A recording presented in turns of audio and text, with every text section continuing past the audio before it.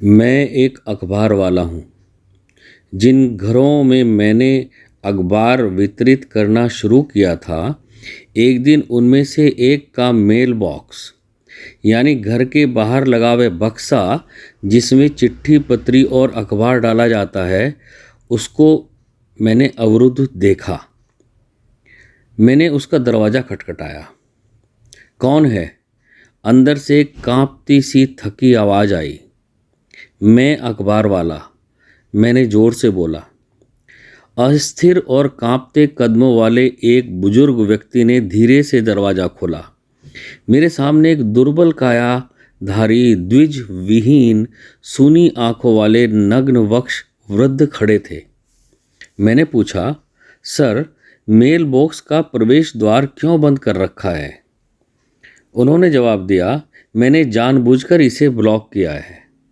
वो मुस्कुराए और बोले, मैं चाहता हूँ कि आप हर दिन मुझे अखबार दें, परंतु दरवाज़ा खटखटाकर या घंटी बजाकर, और मुझे व्यक्तिगत रूप से वह अपने हाथों से दें। मैं हैरान हो गया और जवाब दिया, अवश्य, लेकिन क्या यह हम दोनों के लिए असुविधा और समय की बर्बादी नहीं लगती? इससे मेरा समय नष्ट होगा। बुजुर्ग व्यक्ति ने कहा, यह ठीक है, इसके लिए मैं तुम्हें हर महीने 500 रुपये अतिरिक्त दूंगा।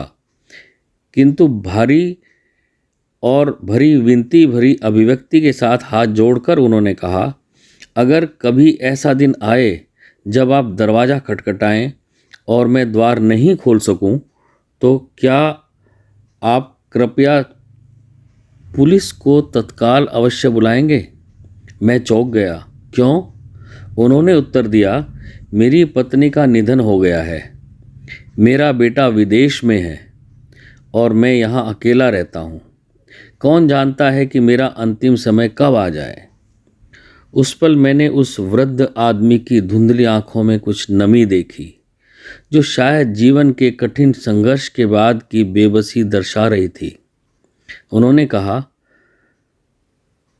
मैंने कभी भी अखबार नहीं पढ़ा, मैं तो सिर्फ खटखटाने या दरवाजे की घंटी बजने की आवाज़ सुनने के लिए ही इसकी सदस्यता लेता हूँ। एक परिचित चेहरा देखने और कुछ शब्दों और खुशियों का आदान प्रदान करने के लिए। फिर उन्होंने कांपते हुए हाथ जोड़कर कहा, बेटा, कृपया मुझ पर एक एहसान और करो। यह मेरे बेटे का विदेशी फ़ोन नंबर है। यदि किसी दिन तुम दरवाज़ा खटखटाओ और मैं जवाब न दूं, तो कृपया मेरे बेटे को फ़ोन करके सूचित कर देना। इतना कहने के बाद उसके कांपते दोनों हाथ एक साथ उठे और मेरी ओर जुड़ गए। फिर वे धीरे धीरे पलटे और शून्य की ओर देखते हुए भारी कदमों से अपने वर्षों पुराने बिस्तर की ओर चल पड़े। मैं उन वृद्ध की उस नंगी पीठ को अपने से दूर जाते हुए एकटक देख रहा था, जो अपने बेटे को पढ़ा लिखा कर एक काबिल व्यक्ति बनाकर उसके जीवन में खुशियां भरने के लिए किए गए संघर्ष के बोझ से झुक गई थी। ये एक आज के शहरी जीवन की सच्चाई है। ये मात्र कहानी नहीं है।